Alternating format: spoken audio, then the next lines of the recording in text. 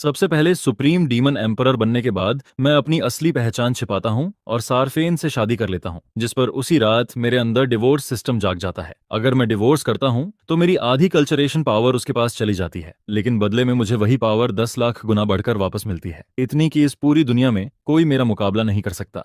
लेकिन जो बात सिस्टम नहीं जानता वह यह है कि मैं पहले ही लगातार लड़ाई और किलिंग से थक चुका हूँ। अब मैं सिर्फ एक शांत और आम जिंदगी जीना चाहता हूँ। इसके बाद 1000 साल गुजर जाते हैं, मेरे 2 बेटियां और एक बेटा होता है और जिंदगी पूरी तरह खुशहाल फील होती है।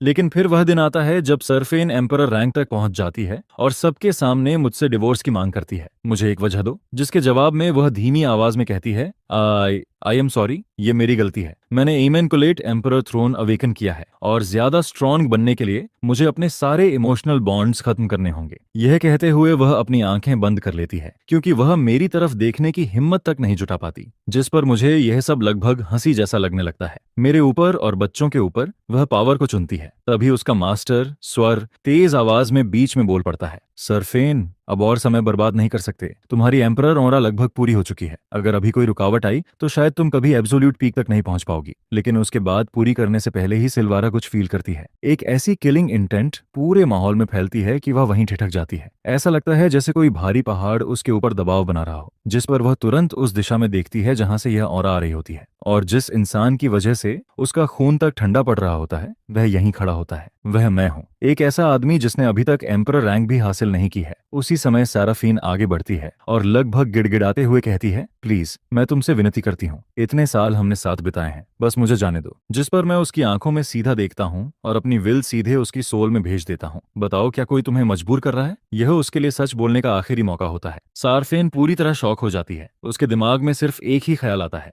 उसने grand emperor realm break through कर लिया है, क्योंकि उससे कहीं ज्यादा ताकतवर इंसान ही उसकी सोल सी में इस तरह अपनी विल घुसा सकता है। वह अविश्वास से अपने पति को देखती है, लेकिन अगले ही पल उसकी आंखें फिर से मजबूत हो जाती हैं। कोई नहीं, आई एम सॉरी। यह सुनते ही मेरा चेहरा बर्फ की तरह ठंडा हो जाता है। तो फिर मैं तुम्हें शुभकामनाएं देता हूँ। इसके बाद मैं अपना हाथ उठाता हूँ और हेवेंस बॉन्ड मार्क, जो हमारे बॉन्डेड पार्टनर्स बनने के समय बना था, टुकड़ों में टूट जाता है। तभी सिस्टम की आवाज सुनाई देती है, congratulations player, divorce complete. Sherfane की कल्चरेशन पावर तुम्हारे मुकाबले लगभग ना के बराबर है। तुम्हारी करीब आधी पावर अब उसके पास ट्रांसफर हो रही है और अगले ही पल मेरी आधी कल्चरेशन पावर गायब हो जाती है, जिस पर सरफेन सीधे ग्रैंड एम्परर रियलम के फर्स्ट स्टेज से थर्ड सब स्टेज तक पहुंच जाती है। यह देखकर सिल्वारा का मुंह खुला का खुला रह जाता है। इनक्रेडिबल, यह सच में इनक्रेडिबल है। हाँ, इमैकुलेट एम्परर थ्रोन वास्तव में सारे बॉन्ड्स काटने की मांग करता है।